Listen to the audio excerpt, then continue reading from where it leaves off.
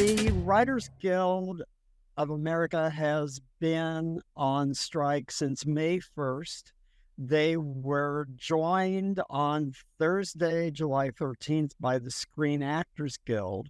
The two organizations have not been on strike at the same time since 1960, but the addition of the actors means that production in film and television is shut down, and it will take an agreement at the bargaining table with the producers for production to resume. I'm Dennis Bingham, I'm professor of film studies and English at Indiana University, Purdue University, Indianapolis. The entrance of the streamers, of big international multi-everything players like Amazon and Apple and Netflix, has complicated this much more. The fact that a television season, for instance, on a network used to be 22 episodes. Now on a streamer, it can be 8 or 10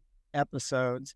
And there are really no guidelines for how actors are paid for that. So the streamers just bring on, and coming out of COVID also, bring in just a whole lot of almost a Wild West atmosphere as far as the actors are concerned to how they're paid and how they're protected. Now, the protection of their images, that has to do with the second issue, which is artificial intelligence.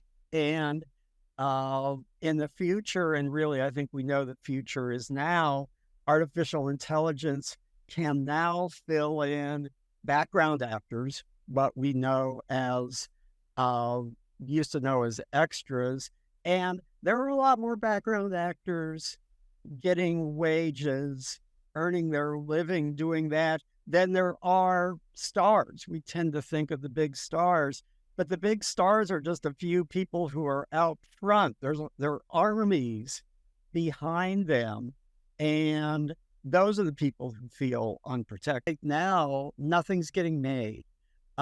Since May, the writer's strike forced the late night television shows into reruns. The late night shows like The Tonight Show, Jimmy Kimmel, all Stephen Colbert, all those programs, they rely on writers. They're written day to day. And so without writers, those shows have been in rerun since May. But now without actors, basically nothing can get made. And so you're going to see probably a lot of reality shows. You're going to see a lot of reruns. No new programming can be made, and actors cannot go out and promote movies that are coming out. The SAG-AFTRA strike is there's a large collection of things that it's actually about. I think the three main points are really dealing with wages, needing inflation-adjusted wages, dealing with streaming residuals, and then looking at AI and what the future of AI is going to do to performers and how we deal with that and get in front of that. There's a lot of other issues that are in it, but those are the main focuses of the strike. And so we're trying to find some sort of happy medium between the producers and the actors that we can all agree with. So one of the main issues of the strike, and probably the most predominant one for the actors side of the strike, is looking at inflation-adjusted wages. And so we've had these 3 years in a row. 2021 we had 7% inflation, and then 2022 we had 6.5% inflation, and then this year we've got 3% so far. So you look at all of that over time, and an incremental raise is just not going to be sufficient. So what it eventually turns into is a pay cut for all actors across the board, a pretty substantial pay cut. So actors have asked for something that they've never asked for before, which is an 11% raise on the front end of the contract. So in year one, an 11% raise.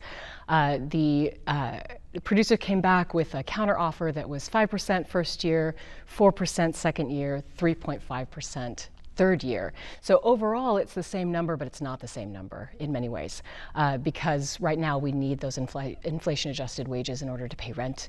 As everybody knows, all the cost of everything. This is unprecedented inflation for the last few years. Usually it hovers around 2%. So this is a big deal, and that's why this is a major sticking point. So while the producers have offered something, and I hope that this is something that we can come to, it's not really adequate for the financial realities of actors that are just trying to pay their bills like anybody else.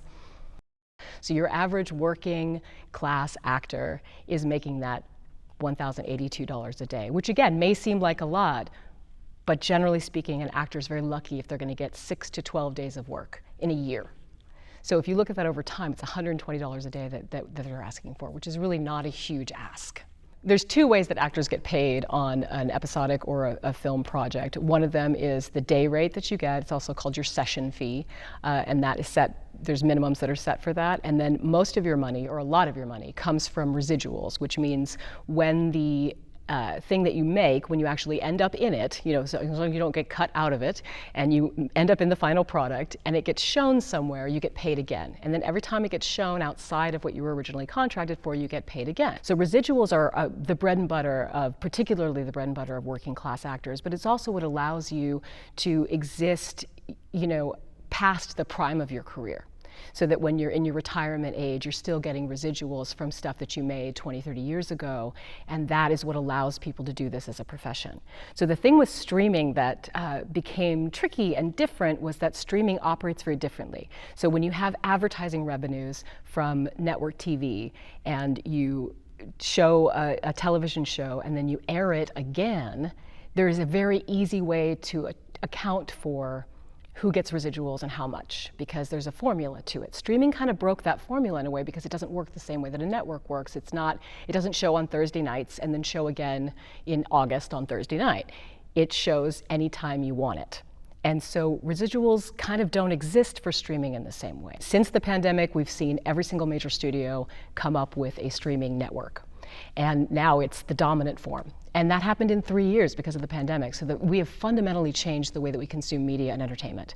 And this is new. And because it's new, we need to really look at these residuals and how somebody gets paid from them, because we have a lot of people that are doing this work, that are doing the same work that they would do if it was showing up on a network television show, but they're not getting anywhere close to the same pay structure. So the writers' strike, one of their top strike sticking points is the AI situation, because the technology right now is such that writers can be replaced with AI. And so this is a much more pressing issue for them than it is for actors, but actors are seeing the future and we know where it's going. Our technology hasn't quite caught up to the point where you can replace an actor fully with AI, but it's close. So if we can get in front of the technology, if we can get the safeguards and the protections in place before the technology is there, when the technology is there, we've already got the framework and we know how to legally deal with it, and we can do it fairly and equitably so that people can still know what they're signing and what it will mean. Well, if you've got any ability to donate, there are a couple places you can donate. First of all, through the SAG Foundation, and then through the Entertainment Community Fund,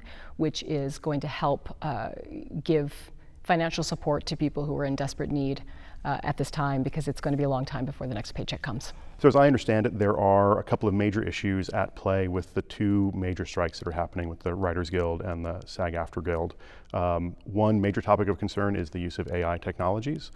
There's also a concern, particularly coming out of the SAG-AFTRA strike, about fair and appropriate wages for actors, and also residuals pay for productions after they've gone out in their first release. So I think what people don't realize is that it's not just the actors and the writers who are affected by this. I saw a statistic or a piece of data the other day that for every actor that's not working just in costumes, there's a makeup person, a wig person, there's a designer, there's a wardrobe person. All of those folks are now not working because an actor is not working.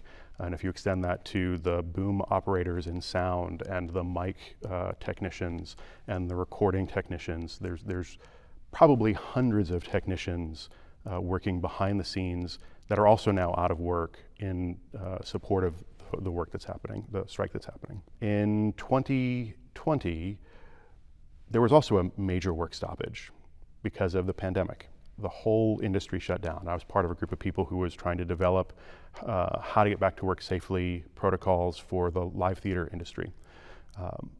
In that moment, everybody collectively came together and tried to figure out ways to move forward together. It had to involve extreme costs in some cases from producers. You had to hire whole new teams of people just for health safety to maintain the safety of cast and crew. It involved purchasing lots and lots of tests. And so producers were willing and able to find the money to do that thing that allowed everybody to come back to work. And actors and technicians were able to make the compromises that they needed to make in terms of wearing masks, social distancing, all those things. And so there's always a pathway forward. We actually aren't in a different place than we were 3 years ago, where everything had to stop. It's for different reasons.